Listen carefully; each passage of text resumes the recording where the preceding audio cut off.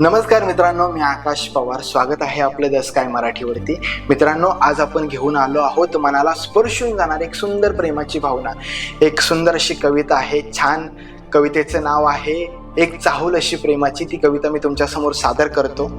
कविता छोटीच आहे, नक्कीच तुम्हाला आवडेल.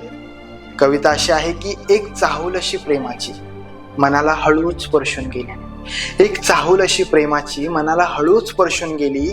कधी स्वप्नात न पाहिलेली एक व्यक्ती आयुष्याची गोष्टच बनून गेली.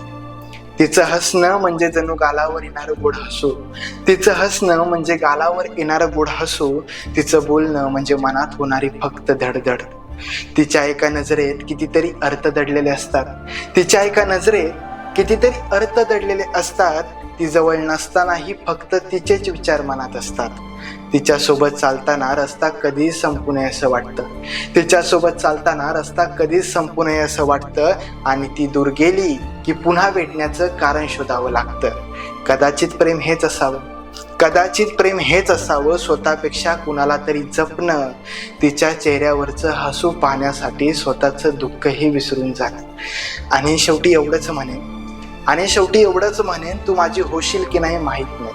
शेवटी एवढंच म्हणेन तू माझी होशील की नाही माहीत नाही. पण माझ्या आयुष्यात आलीस यापेक्षा सुंदर गोष्ट माझ्यासाठी तरी नाही. तर कविता नक्कीच तुम्हाला आवडली असेल. एक छोटी अशी कविता, जी सुचलं ते लिहिलं, ते तुमच्यासमोर सादर केलं.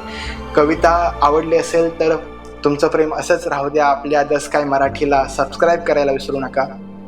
धन्यवाद.